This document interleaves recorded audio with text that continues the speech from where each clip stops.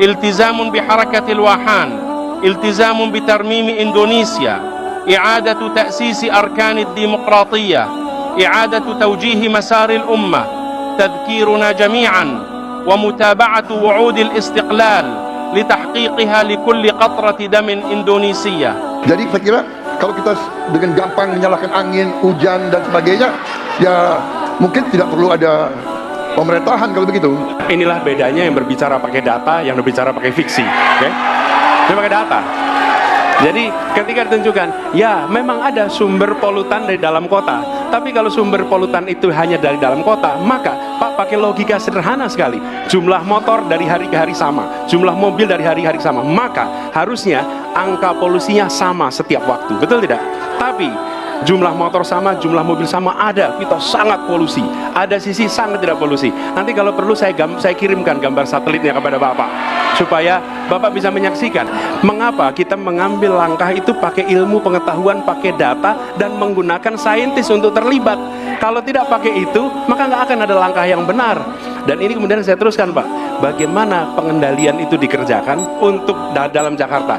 Jika saya terpilih presiden, maka yang luar Jakarta saya kendalikan juga, Pak. Subhanallah walhamdulillah wa la ilaha illallah. Assalamualaikum, sahabatku akhir zaman. Pak Prabowo bertanya kepada Pak Anies, mengapa polusi udara di Jakarta bisa menjadi salah satu yang tertinggi di dunia? Pak Anies menjawab, itu disebabkan karena 1 juta kendaraan setiap hari ada di Jakarta. Ditambah lagi, angin yang berpolusi dari Sumatera dan Jawa mengarah ke Jakarta. Disitulah penyebab Jakarta dipenuhi polusi udara. Tetapi jika angin yang membawa polusi dari Sumatera dan Jawa tidak mengarah ke Jakarta, tentunya Jakarta menjadi bersih. Pak Gemoy alias Pak Prabowo menanggapi jawaban Pak Anies dengan berkata, "Jangan salahkan angin, hujan, dan lain sebagainya." Pak Anies kembali menjawab, inilah bedanya bicara fiksi dan bicara data. Dan Pak Anies menjawab dengan data, yang jelas dan bisa dicek faktanya. Tetapi Pak Gemoy menjawab dengan fiksi. Fiksi adalah cerita atau dongeng di mana tidak jelas kepastiannya.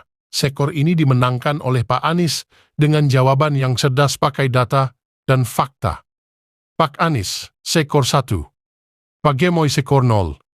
Untuk lebih jelasnya kita tonton video berikut ini. Mas Anies pernah jadi gubernur 5 tahun di DKI. Anggaran DKI setahun sekitar 80 T. Jumlah penduduk Indonesia DKI 10 juta kira kurang lebih. APBD Jawa Barat 35 T, jumlah penduduknya 50 juta, 5 kali DKI. Tetapi selama Mas Anies mimpin, sering sekali DKI menerima indeks polusi tertinggi di dunia. Bagaimana dengan anggaran 80 T, Pak Anies sebagai gubernur tidak dapat berbuat sesuatu yang berarti untuk mengurangi polusi? Terima kasih. Waktunya masih ada, Bapak? Sudah cukup? Baik, kita akan lanjutkan pada calon presiden nomor urut 1. Kami beri kesempatan untuk menjawab pertanyaan selama 2 menit, dimulai dari sekarang. Pak Prabowo, terima kasih atas pertanyaan yang bagus, tetapi kurang akurat. Saya akan jelaskan, Pak. Ketika satu daerah mengatakan di tempat kami tidak ada COVID, di tempat kami COVID banyak, lalu yang tidak ada COVID kami tanya, kenapa tidak ada COVID? Nah, kami nggak punya alat testing, Pak. Karena tidak punya alat testing, maka tidak ada COVID. Yang punya alat testing, maka ada COVID. Okay? Saya tidak banyak COVID, saya polusi. Boleh saya selesaikan dulu? Ya. Jadi, apa yang terjadi? Di Jakarta kami memasang alat pemantau polusi udara. Bila masalah polusi udara itu bersumber dari dalam kota Jakarta, maka hari ini, besok, minggu depan konsisten selalu akan kotor. Tapi apa yang terjadi? Ada hari di mana kita bersih, ada hari di mana kita kotor. Ada masa minggu pagi, Jagakarsa sangat kotor. Apa yang terjadi? Polusi udara tak punya KTP. Angin tak ada KTP-nya. Angin itu bergerak dari sana sini. Ketika polutan yang muncul dari pembangkit listrik, tenaga uap, mengalir ke Jakarta, maka Jakarta punya indikator, karena itu Jakarta mengatakan ada polusi udara. Ketika anginnya bergerak ke arah Lampung, ke arah Sumatera, ke arah Laut Jawa, di sana tidak ada alat monitor, maka tidak muncul. Dan Jakarta pada saat itu bersih. Kalau problemnya dari dalam kota saja, maka konsisten tiap waktu. Ya, kita punya masalah polusi. Karena itu kita kerjakan dengan apa? Kita lakukan, Pak. Satu, dengan pengendalian emisi dari kendaraan bermotor dan pengujian emisi sekarang wajib. Yang kedua, elektrifikasi kendaraan umum. Yang ketiga, konversi kendaraan umum. Dan dulu yang naik kendaraan umum hanya 350.000 per hari, sekarang 1 juta per hari. Jadi itu kita kerjakan untuk menangani soal polusi di Jakarta. Baik. Masih ada waktu Bapak? Cukup? Ya, waktu Bapak 1 menit dimulai dari sekarang. Ya susah kalau kita menyalahkan angin dari mana saja ya. Jadi saya bertanya dengan anggaran segitu besar, jumlah pendidik, langkah-langkah yang bisa dilakukan untuk dengan real dalam 5 tahun mengurangi polusi, juga di mana rakyat Jakarta begitu banyak yang mengalami sakit pernafasan. Jadi saya kira kalau kita dengan gampang menyalahkan angin, hujan dan sebagainya, ya mungkin tidak perlu ada pemerintahan kalau begitu, ya. Terima kasih. Masih ada waktu? Akan menambahkan? Cukup.